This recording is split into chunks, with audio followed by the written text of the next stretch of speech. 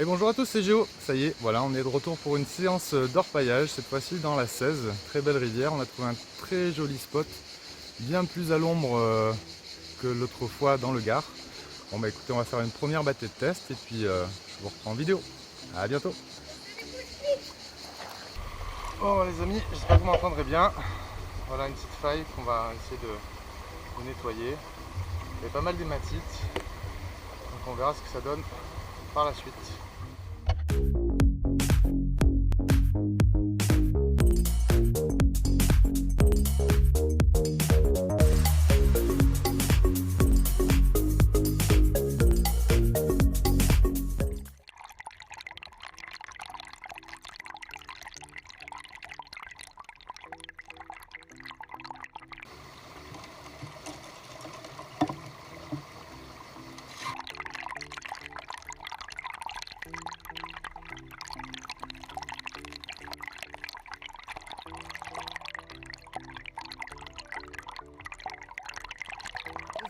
Regardez, plein d'hématites, énormément d'hématites. On en a trouvé des énormes aussi. Là je vais faire un petit nettoyage et puis j'ai déjà aperçu des petits trucs qui brillaient là. C'est du jaune les amis.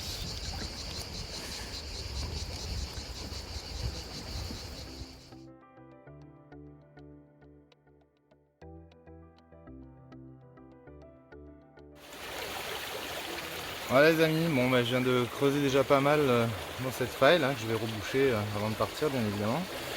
J'hésite à continuer parce que j'ai un peu moins d'hématites qu'au tout début. Bon, j'ai encore quelques paillettes qui sortent dans les battets. Je n'ai pas fait trop de vidéos avec les battets mais vous verrez de toute façon le résultat final. Donc il y a pas mal de branches, je vais essayer de continuer. On verra tout à l'heure et on continue.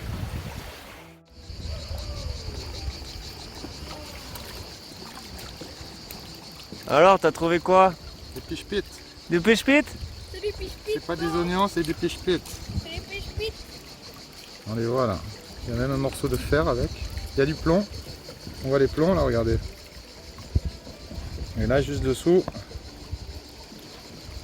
il y a quelques petites paillettes qui commencent à sortir. Là. Il y en avait d'autres là. Je vais finir le pan tout doucement et puis on va l'aspirer de tout ça.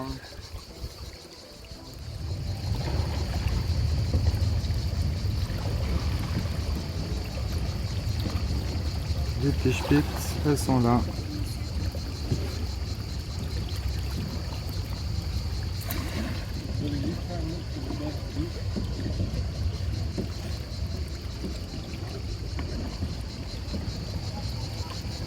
On trouve un morceau de ferraille, je sais pas ce que c'est. Je vous montrerai aussi à la loupe binoculaire. J'ai trouvé beaucoup d'hématites et j'ai trouvé un fragment d'une pierre très blanche, fracturée en deux, qui ressemble à de l'hématite au niveau de la forme, mais ça n'en est pas du tout, c'est pas du plomb non plus. Donc on verra un petit peu en étudiant ça à la loupe binoculaire. Moi, je vais aspirer les 4 là qu'on voit.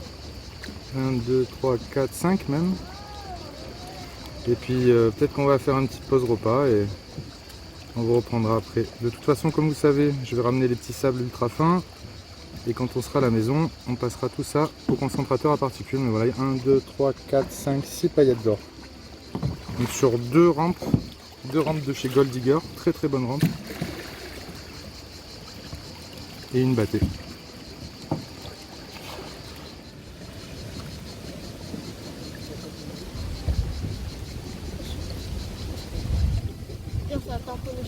Voilà, on est sur l'autoroute des canoës, hein, comme vous pouvez voir aussi. Il y a plein de canoës, des Hollandais, des Allemands, des Portugais. Tout le monde est lâche.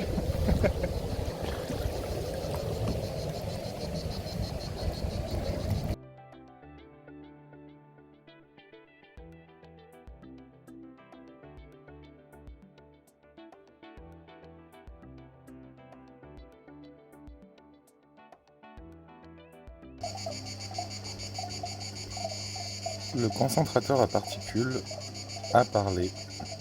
Donc une première paillette. Bon ben voilà les amis, le concentrateur est arrêté. Donc, pareil que la dernière fois, tous les sables lourds. Et là seulement quelques toutes petites paillettes, vraiment toutes petites.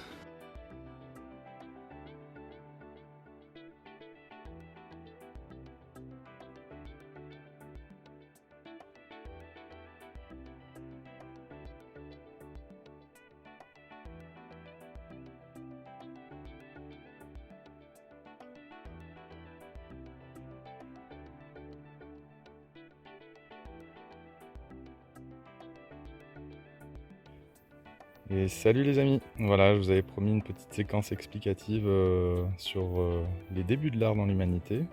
Alors j'ai ramené ces petites pierres qui brillent là de la 16. On en trouve énormément au fond de Bathé et dans les rampes aussi quand on va prospecter. Il s'agit donc d'hématite, hématite qui vient du latin aématite, qui voulait dire donc sang. Alors c'est une pierre qui a une tendance rougeâtre, c'est pour ça donc on lui avait donné ce nom à l'époque. Elle était utilisée dans le paléolithique comme pigment, on la broyait, on s'en faisait des teintures de cheveux, certainement pour se faire beau ou peut-être bien pour se protéger des insectes, des piqûres, etc. Et puis plus tard, donc Homo sapiens continua à l'utiliser, il broyait les pierres pour en récupérer donc un pigment. Et c'est grâce à ce pigment-là qu'il peignait des peintures pariétales dans les cavernes. Un peu plus tard, dans l'Égypte ancienne, on s'en servait pour guérir les maladies de sang. Ben oui, toujours donc hématite, le sang, etc. Parce que cette pierre a donc la propriété de teinter l'eau en rouge quand elle est trempée dedans pendant un certain temps. Composée donc de fer, de manganèse, de titane et d'aluminium, se retrouve donc dans des lieux géologiques assez riches qui ont vécu donc des éruptions volcaniques. Et elle a servi donc pendant de nombreuses années chez plein de peuples dans les premières fontes en fait, dans les premiers alliages. Je sais qu'on en a aussi retrouvé dans la fabrication des katanas japonais, qui se teintent en rouge au contact de l'eau. Alors ce qui est assez surprenant, c'est qu'a priori on en aurait retrouvé sur Mars. Et c'est donc aussi ce qui permet de soulever l'hypothèse qu'il y a bien eu de l'eau sur Mars. Alors je vais tenter l'expérience, j'ai ici un petit concasseur, mon marteau et mon enclume. Je vais récupérer plusieurs de ces petites pierres, je vais les concasser pour en faire de la poudre et puis nous essaierons de fabriquer une peinture rupestre.